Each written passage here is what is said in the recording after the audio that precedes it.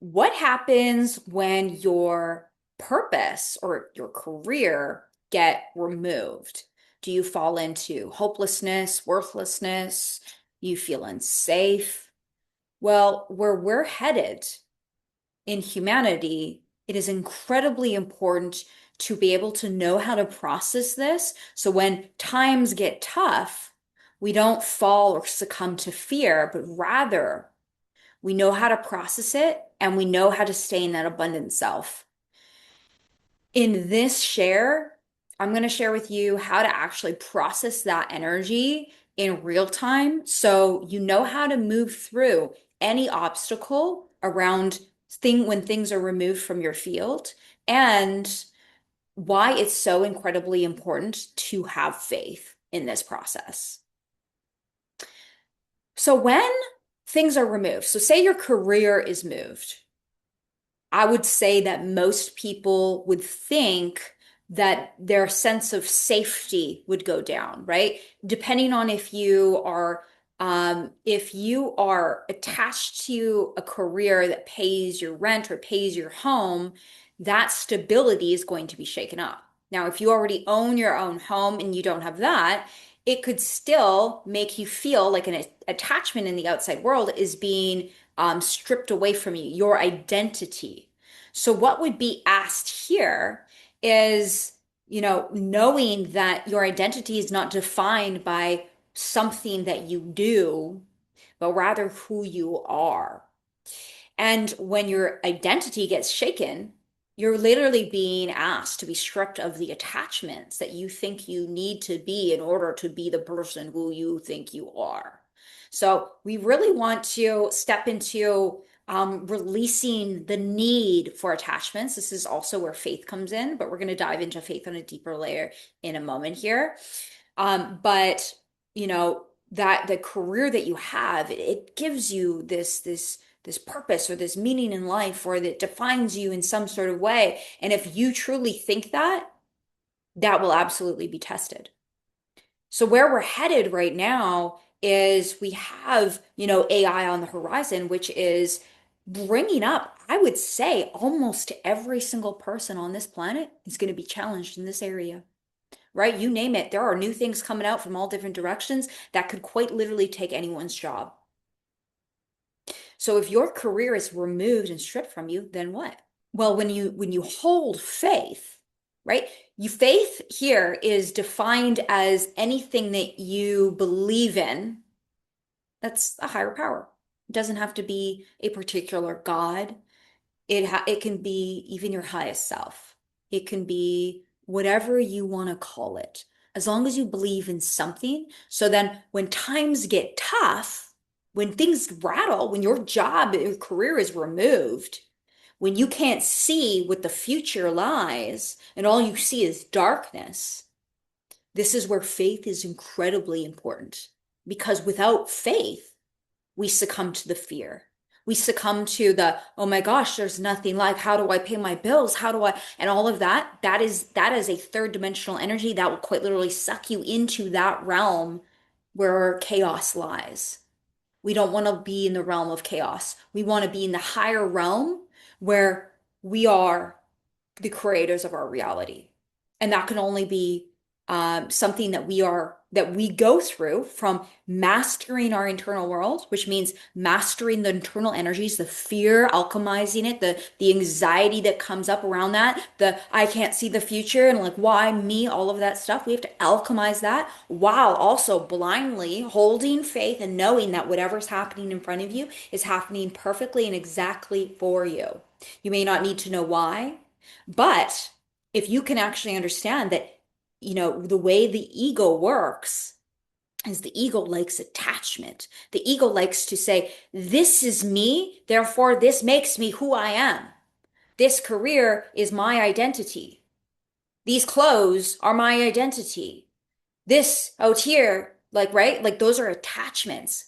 So you could also think about where we're headed, in the future, in the near future, the very near future, with all of these things coming out as something that will actually help you to become more stable in who you are without all of these outsourced fixations or attachments, because all of those ego attachments will start to remove and start to remove and start to remove.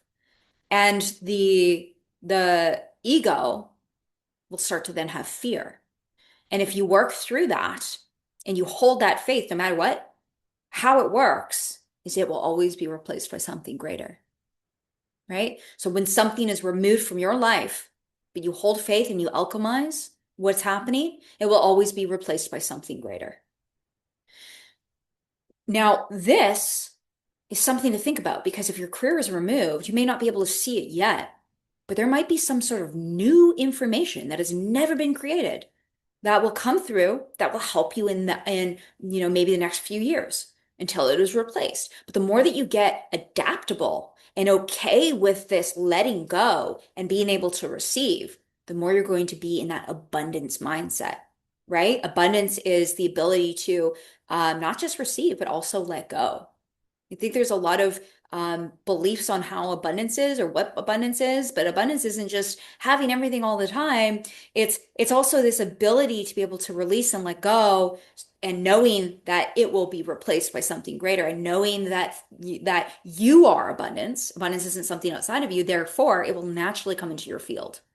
Right? So when we're challenged in these times, this is when we need to have that faith even stronger. So you might have information that will show you how to create something new, or maybe something will just come your way and it will supply you with what you need in that moment. It is different for every person and everything that you process and what you're going through.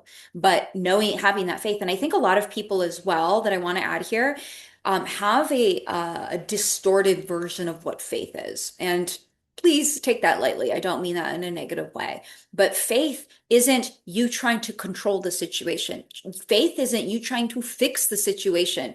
If you're trying to control or fix something, that comes from a layer of fear, right? Fear is the opposite of faith. So, say an obstacle comes your way.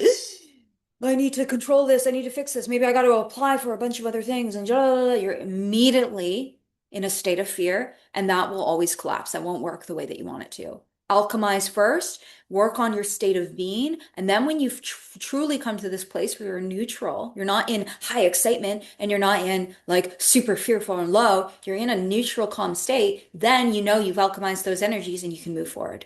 And you can, work on taking aligned action, because aligned action is incredibly important, right? If we're just blindly sitting around being like, well, I've had faith and God should support me. It's like, no, that too is not how God works, right? We have to take aligned action in the world while having this faith, while alchemizing things as they come up. And this is called living. We're living in the world. We're meeting God in everything, right? We're getting out in the world and making interactions, we're doing things, and that is incredibly important for living in general. For things to come your way, right? For miracles to happen, for things to be able to come into your field, we have to be the change. We have to take aligned action. So the other thing, and this is incredibly important, this is around purpose, right? And I think a lot of people, when they think about purpose, they think, well, purpose gives me meaning in life, right? Purpose gives me meaning in life. This is a huge one. And this is actually very real. And I think that most people who have awakened know how powerful it is to have purpose in life. What's really being challenged is the way that we see, or the way that we view what purpose actually is. Often we say, when we have purpose in life, then life is meaningful. But what if your framing should be, I am the one, I am the creator who creates my own meaning in my life. I am the one that creates my own purpose in life, right? So you're giving purpose to every moment. You're giving purpose and meaning to all of the little things, big or small. You don't have this one purpose and this one goal that you are aiming to achieve, but rather every moment you have purpose and you have meaning, and you're giving it your all, your energy, your essence. And that is how we are meant to live, because When we give purpose to an outside thing, that is a form of attachment. And so when the ego has all of these attachments that define it, who it is, what you do, like all of these things, but yet it's missing the point. The true point in life is what you give it. It's how you feel in every moment. It's how you show up. Like, who is the creator of this? What's really happening, what's being asked of us is that instead of crumbling to fear about what's going to happen in the future, we're actually being stripped away of the things that we think we need in order to sustain. So then we can actually ascend to newer, higher levels without attachment, without the need of validation or proof of who you are and all of these things that come with that. And I think that is a really powerful and beautiful way to approach where we're headed. Because where we're headed, we are either going to succumb to fear or faith. And it is incredibly important that you believe in something. Believe in whatever it is that you believe in. Believe, you better believe that. You better believe and believe it. Seriously, this is really, really something to think about. And it's really important because, we will be challenged in these areas. And everyone on this planet is going through the same thing. And I think that in itself, almost everyone, I think that in itself is very beautiful, right? It's like we're doing this together, but there are going to be people who don't have the tools of self-mastery, who are a bit unconscious, and they're going to really succumb to the fear. And then there are going to be the people who are going to be more conscious and hopefully they know that when times get really tough and when things get really challenging, that not only are they conscious, but they are holding on to that faith blindly. And through that, when things are removed, something will become replaced by something greater. And, that might even be, showing up in the world in a with more mindfulness or more presence. And when you're showing up as you are, things will naturally come to you, right? Your abundance will naturally come to you. I always see the world through a positive mindset, an optimistic mindset. I wasn't always like this. I had the most negative mindset you could possibly think of, and I had to train myself to see the good in the world. And eventually, over time, when I looked on my bazillion traumas that I had, or very intense traumas, I started to notice that I had gifts in every single one of them. Like once I healed from it, once I actually conquered it, once I had faith and like mastered how I was feeling and looking at each and one of those things and like moved through the traumatic energy, which took time, right? It wasn't a quick fix. It can be depending on, the level of state that you are coming from. But for me, it was taking a while.